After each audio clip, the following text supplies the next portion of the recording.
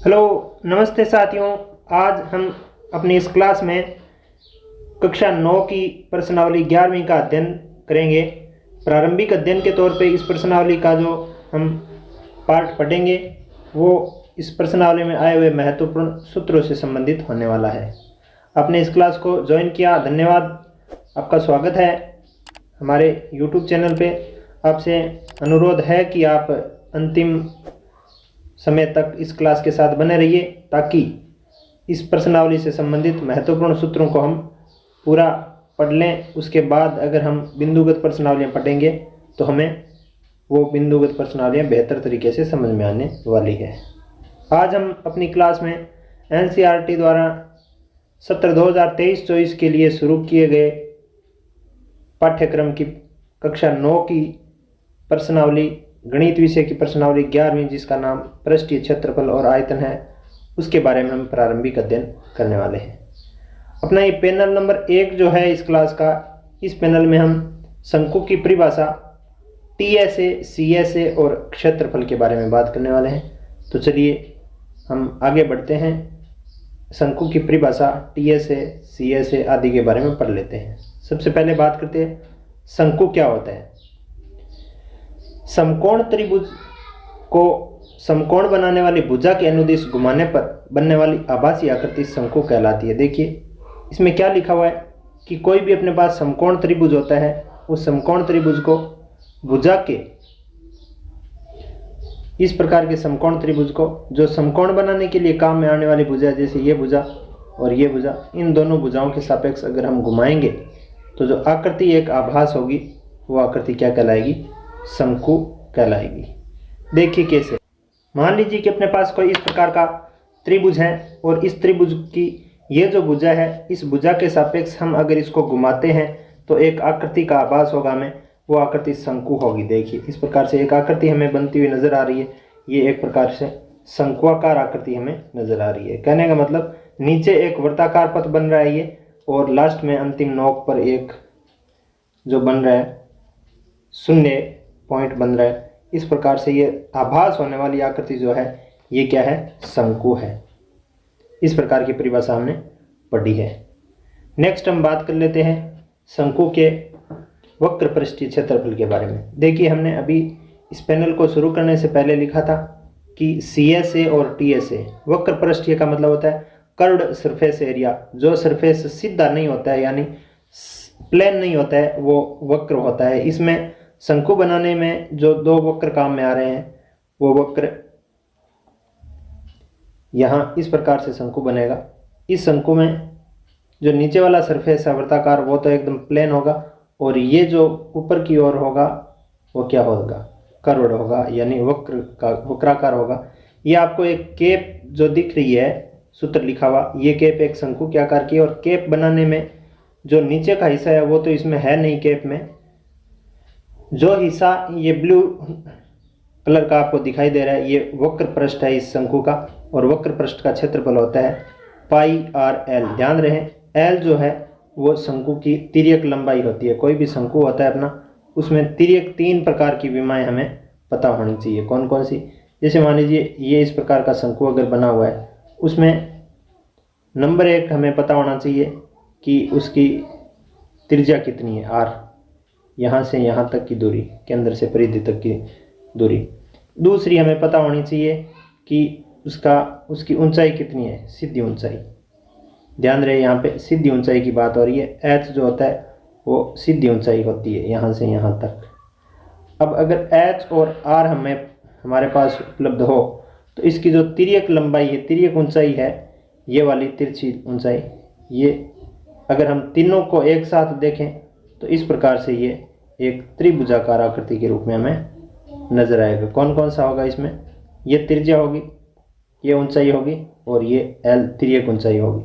तो जब हमें r और h दिया हुआ, h का मतलब हाइट, सीधी ऊंचाई होगी, तो हम अगर उसकी l का मान निकालना चाहें तो पाइथागोरस प्रमेय के माध्यम से हम निकालते हैं। ध्यान रखना इस बात का, ये पाइथागोरस प्रमेय इस त्रिभुज में लागू हो जाएगी क्योंकि यहाँ पे 90 डिग्री का कोण बन रहा है। ये दो समकोण बनाने वाली भुजाएं हैं और l जो है वो एक कर्ण है।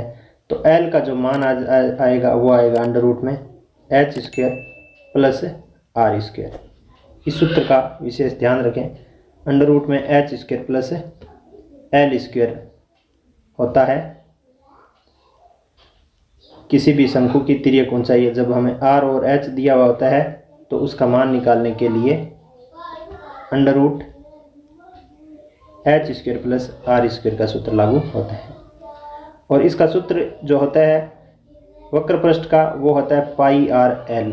इसको आप अपनी कॉपी में नोट करते रहिए। फिर है शंकु का कुल पृष्ठीय क्षेत्रफल। देखिए, जिस प्रकार से हम किसी एक समकोण त्रिभुज को घुमाने से एक शंकु बनता है, वो शंकु बनने के बाद इस प्रकार का हमें नजर आता है। इसमें दो सरफेस हो जाएंगे। एक नंबर सरफेस तो जो है वो इसका ये घुमावदार सरफेस हो जाएगा, और एक जो है ये इसका नीचे का सरफेस हो जाएगा जो एक वृत्त की तरह हमें नजर आएगा। अब देखिए, इसमें आगे हम बात करें कि शंकु के वक्र पृष्ठ का अगर हमें क्षेत्रफल निकालना है, पहले बिंदु की अगर बात करें, यहाँ पे इस बिंदु की हम बात करते हैं, तो यहाँ पे ये जो क्षेत्र है इसका ये है वक्र पृष्ठ, क्योंकि ये गोल नहीं है, ये सीधा प्लेन नहीं है, ये घुमावदार है। घुमावदार का मतलब होता है वक्र, कर्व्ड सरफेस। तो इस पृष्ठ का क्षेत्रफल अगर निकालना है इस प्रकार के शंकु का, तो ये बाहर वाला ऊपर वाला शंकु आकार क्षेत्रफल निकालने के लिए सूत्र होता है पाई R L. Pi R L. Next हम बात कर लेते हैं शंकु के कुल पृष्ठीय क्षेत्रफल के बारे में। कुल पृष्ठीय मतलब इस वक्र पृष्ठ का भी क्षेत्रफल होना चाहिए और इस वृत्ताकार जो पथ है इसका भी क्षेत्रफल होना चाहिए। यानी इस क्षेत्र का भी, ये एक वृत्तीय भाग हो गया, इसका क्षेत्रफल प्लस ये जो वक्र भाग है अपना, इस सब का क्षेत्रफल मिलाने से जो क्षेत्रफल बनता है इस शंकु का वो होता है संपूर्ण पृष्ठीय क्षेत्रफल या कुल पृष्ठीय क्षेत्रफल। तो इसमें देखिए, ये कर्व्ड है, उसका क्या है पाई आर एल, और प्लस क्या हो जाएगा इसका क्या है, इस वृत्त का क्या होता है पाई आर स्क्वायर। हम पीछे पढ़ते आए हैं पाई आर स्क्वायर। तो इन दोनों में से देखिए पाई आर कॉमन आने के बाद क्या बचता है L plus R, L plus R. तो इसका सूत्र हो गया संपूर्ण पृष्ठ का, जब हम क्षेत्रफल निकालेंगे तो इसका हो जाएगा pi r plus l. Pi r plus l बोलो या एल प्लस आर बोलो, उसमें इस शंकु के सभी पृष्ठों का क्षेत्रफल निकल जाएगा। शंकु में दो ही पृष्ठ होते हैं। जब इसमें वृत्ताकार नहीं होता है, ये खोखला होता है, तो इसमें ये वक्र पृष्ठ होता है, और जब इसमें वृत्त शामिल कर दिया जाता है तो ये संपूर्ण पृष्ठ हो जाता है इसका। तो ये संपूर्ण पृष्ठ का क्षेत्रफल का सूत्र है, और यहाँ पे ये जो आपको दिख रहा है ये वक्र पृष्ठ के क्षेत्रफल का सूत्र है। नेक्स्ट चलते हैं हम। पाई जो आ रहा है इसमें, पाई एक अपरिमेय संख्या है। पाई को एक अशांत अनावर्ती दशमलव निरूपण होता है। पाई का मान लगभग 22/7 या 3.14 होता है। पाई का जो मान होता है वो 22/7 है। आप इस पाई के बारे में हमारे YouTube चैनल पे एक क्लास लगाई हुई है, आओ जाने पाई, उसके बारे में और अधिक गहराई से जान सकते हो। पाई की कब खोज हुई, किसने पाई के बारे में बताया, और पाई का मान संभवतः कहाँ तक खोजा जा चुका है, कितना मान होता है, और पाई दिवस की महत्वपूर्ण तारीखें, उसके बारे में आप उस क्लास में पढ़ सकते हो। और यहाँ हमें इतना नॉलेज होना ज़रूरी है कि पाई का जो मान होता है वो 22/7 होता है, और अगर दशमलव में हमें दे तो 3.14 होता है। ध्यान रखना, पाई का जो मान है वो अशांत अनावर्ती दशमलव प्रसार वाला होता है। यहाँ पे ये शांत दशमलव दिया गया है, जो कि इस परिभाषा से थोड़ा सा अलग अपना अस्तित्व बताता हुआ प्रतीत हो रहा है। नेक्स्ट हम बात कर लेते हैं क्षेत्रफल का मात्रक जो यूनिट होती है वो वर्ग इकाई होती है। किसी भी सरफेस का, या चाहे वो कर्व्ड हो या प्लेन हो, हम क्षेत्रफल निकालते हैं तो उसका मात्रक या तो वर्ग, जैसे सेंटीमीटर वाले माप का निकालेंगे तो वर्ग सेंटीमीटर, मीटर वाले का वर्ग मीटर, और किलोमीटर वाले का वर्ग मीटर, या फिर मीटर पे स्क्वायर लगा के या सेंटीमीटर के स्क्वायर लगा के हमें जो भी यूनिट दी हुई होगी उस पर घात 2 लगा के हम उसका हल करते हैं। इस बात का हमें विशेष ध्यान रखना है। इस पैनल पे जो बातें हमने लिखी है उसको आप अपनी कॉपी में नोट डाउन ज़रूर कर लीजिए, ये सभी बातें महत्वपूर्ण हैं। अब हम नेक्स्ट पैनल की ओर चलते हैं, जिसमें हम पढ़ने वाले हैं स्फीयर और हेमीस्फीयर के बारे में। स्फीयर यानी गोला, और हेमीस्फीयर मतलब अर्धगोला। उसके TSA और CSA के बारे में। यहाँ शंकु के बारे में हमने अध्ययन किया, अब हम स्फीयर और हेमिस्फीयर के बारे में बात करने वाले हैं। तो चलिए इस पैनल पे जो बातें हम पढ़ने वाले हैं उसके बारे में पढ़ लेते हैं। ये देखिए एक गोल आकृति आपको नज़र आ रही है। ये गोल आकृति क्या है? एक गोला है, स्फीयर है। जिस प्रकार से हमारे पास बहुत सारी दैनिक जीवन में काम आने वाली सबसे महत्वपूर्ण बात करें तो गेंद, इसकी हम परिभाषा देख पा रहे हैं कि एक वृत्त को व्यास के अनुदेश घुमाने पर बनने वाली आभासी आकृति गोला कहलाती है। कोई भी वृत्त होता है अपने पास 2D विमा का, उस 2D विमा के वृत्त में एक व्यास खींच लेते हैं और फिर उसको घुमाते हैं व्यास के अनुदिश, तो हमें आकृति आभास होती है, वो वृत्त होती है। जैसे आपको ये एक वृत्त नज़र आ रहा होगा, ये एक पेज कटा हुआ है, वृत्ताकार पेज है। अगर हम इसमें एक व्यास आपको नज़र आ रहा है, इस व्यास के अनुदिश इसको घुमाते हैं तो जो एक आकृति आपको आभास हो रही है, ये आकृति बनने वाली आकृति क्या होगी? गोला होगी। कैसी आकृति है? ये गोलाकार आकृति है। इसको आप आभास कर रहे होंगे। और इस ये आकृति बनने के बाद देखिए क्या होता है इसमें, इस प्रकार की ये, जैसे अपने बहुत सारी प्रकार की वस्तुएं हो सकती है, जैसे इस प्रकार के फल फ्रूट हमें बाजार में मिलते हैं। ये जो आकृति दिख रही है आपको, ये गोल आकृति है। फिर ये आकृति किसी वृत्त को व्यास के अनुदिश घुमाने पर बनने वाली गोल आकृति है। नेक्स्ट हम बात करते हैं स्फीयर के बारे में कि गोले का जो पृष्ठीय क्षेत्रफल होता है वो 4πr² होता है। 4πr² होता है गोले का पृष्ठीय क्षेत्रफल। और कोई भी गोल आकृति होती है उसके पृष्ठीय क्षेत्रफल जो होता है वो पूरा का पूरा पृष्ठीय क्षेत्रफल CSA होता है, यानी कर्व्ड सरफेस एरिया होता है। इस प्रकार से घुमावदार होता है, इस प्रकार से घुमावदार, वो एकदम सरफेस प्लेन नहीं होता है, घुमावदार सरफेस होता है इसका। जैसे मान लीजिए ये आपको दिख रहा है ये गेंद, इसमें ये आपको जो पूरा सरफेस दिख रहा है ये एक घुमावदार सरफेस है। इसका पूरे का क्षेत्रफल निकालते हैं तो पूरे का क्षेत्रफल होता है 4πr²। यहाँ पाई का मान हम पढ़ चुके हैं 22/7 या फिर 3.14। नेक्स्ट अर्धगोले की बात करें। कोई भी इस प्रकार की हमारे पास आकृति होती है गोल गेंद के समान, उस आकृति को अगर हम आधा काट लेते हैं, यानी गोले को आधा कर लेते हैं, तो उस आधे भाग में जो बचती है आकृति वो क्या कहलाती है? अर्धगोला। ये आपको नज़र आ रहा होगा, आधा गोला है ये इस प्रकार से। इसमें देखिए एक तो जो वृत्त का जो कर्व्ड सरफेस एरिया था, यानी जो वक्र भाग था, वो जितना वृत्त पे पूरे वृत्त पे था उसका आधा रह गया, प्लस एक ये वृत्ताकार और भाग जुड़ गया। ये एक वृत्ताकार भाग और जुड़ जाने से इसका जो सरफेस होगा उसका सूत्र कितना हो जाएगा? 2πr²। कौन से का? कर्व्ड का। ये वक्र पृष्ठ का, वक्र पृष्ठ मतलब जो घुमा हुआ क्षेत्रफल है, जो सीधा नहीं है, प्लेन नहीं है, उसका क्षेत्रफल हो जाएगा 2πr²। और अर्धगोले का कुल पृष्ठीय क्षेत्रफल मतलब टोटल सरफेस एरिया TSA, यानी इस कर्व्ड का भी और इस वक्र एक वृत्त का भी जो क्षेत्रफल आएगा वो आ जाएगा 3πr²। अगर गोला खोखला होता है, जैसे मान लीजिए एक गोले को काटने से इस प्रकार की आकृति हमें बन जाती है, एक बंद गोला होता है उसको काटते हैं तो ये जो भाग बचा है ये कितना है? ये सिर्फ कर्व्ड सरफेस एरिया ये है, ये टोटल सरफेस एरिया नहीं है। तो इस कर्व्ड सरफेस एरिया का जो सूत्र होगा वो होगा 2πr²। 2πr²। ये इसमें ये जो वृत्ताकार भाग है इसका क्षेत्रफल शामिल नहीं है, क्योंकि इसमें ये सिर्फ कर्व्ड लिया है, मतलब वक्र भाग को यहाँ पे हम ज्ञात कर सकते हैं 2πr² से। और अगर हमें उस कर्व्ड के साथ ये वक्र पृष्ठीय भी, ये वृत्ताकार भाग भी हमें शामिल करना होता है इस प्रकार से, तो इसका 2πr², तो इसका और πr² इस वृत्त का, तो ये हो जाएगा 3πr²। नेक्स्ट हम बात कर लेते हैं वॉल्यूम, आयतन के सूत्र के बारे में हम बात करेंगे।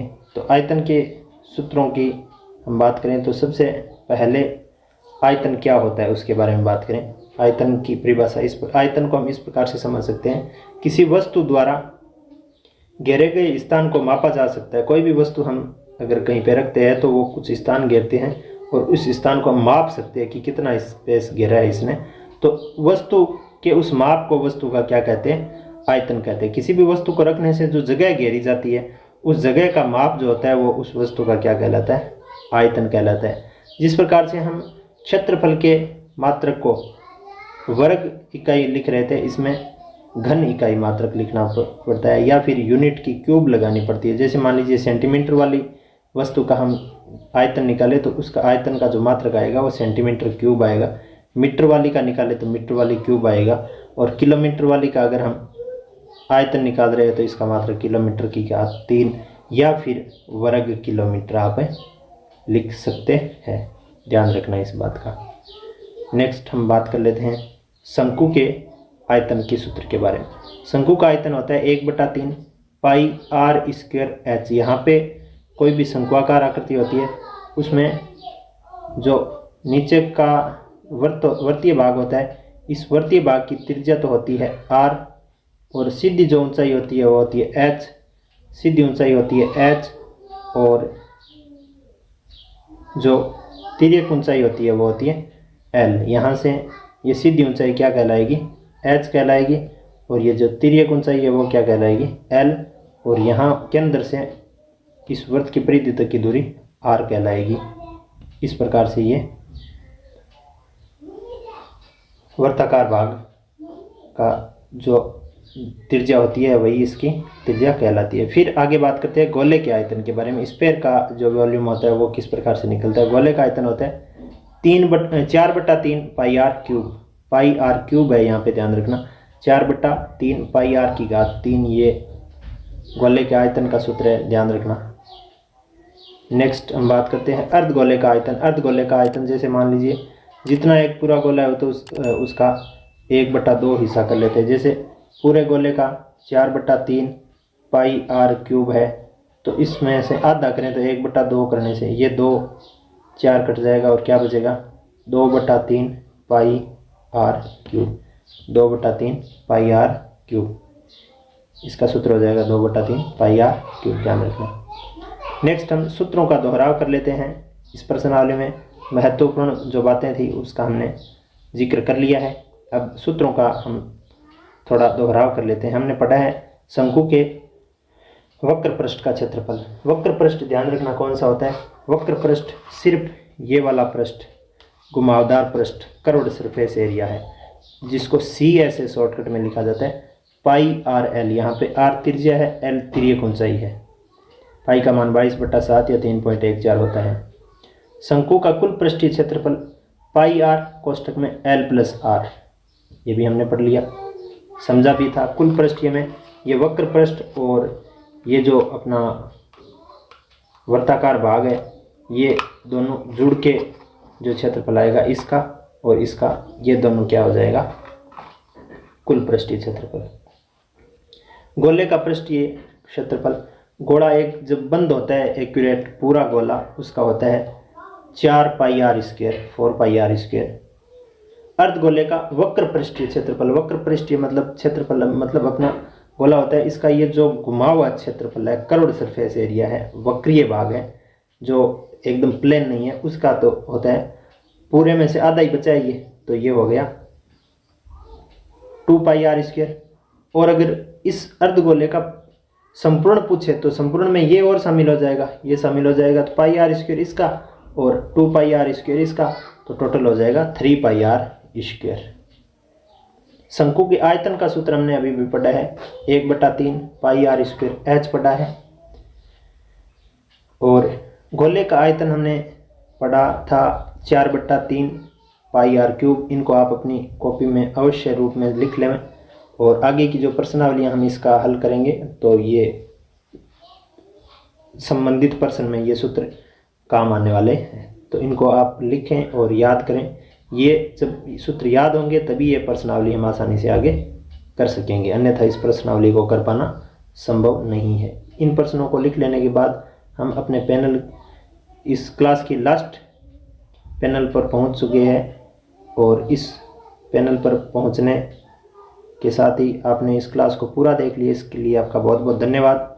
Thanks for watching complete class and finally if you really like this video Please help me to grow my channel as well. Just like and share this video to your friend and family, and press bell icon after subscribe my channel. Thank you so much watching this complete class. धन्यवाद। आप इस class को अपने दोस्तों के साथ share कीजिए। किस प्रकार की क्लास आपको लग रही है कमेंट कीजिए, और सबसे महत्वपूर्ण है कि आप इस क्लास में आई हुई बातों को अच्छी तरीके से पढ़कर अपनी कॉपी में नोट करिए। नोट करने के बाद इस क्लास के सभी पैनल्स में आई हुई महत्वपूर्ण बातों को याद कीजिए। महत्वपूर्ण सूत्रों को पढ़ने के बाद अब बिंदुगत प्रश्नावलियाँ पढ़ेंगे, तो ये हमें बहुत ही लाभकारी साबित हो सकती है ये क्लास। बहुत बहुत धन्यवाद। Thank you.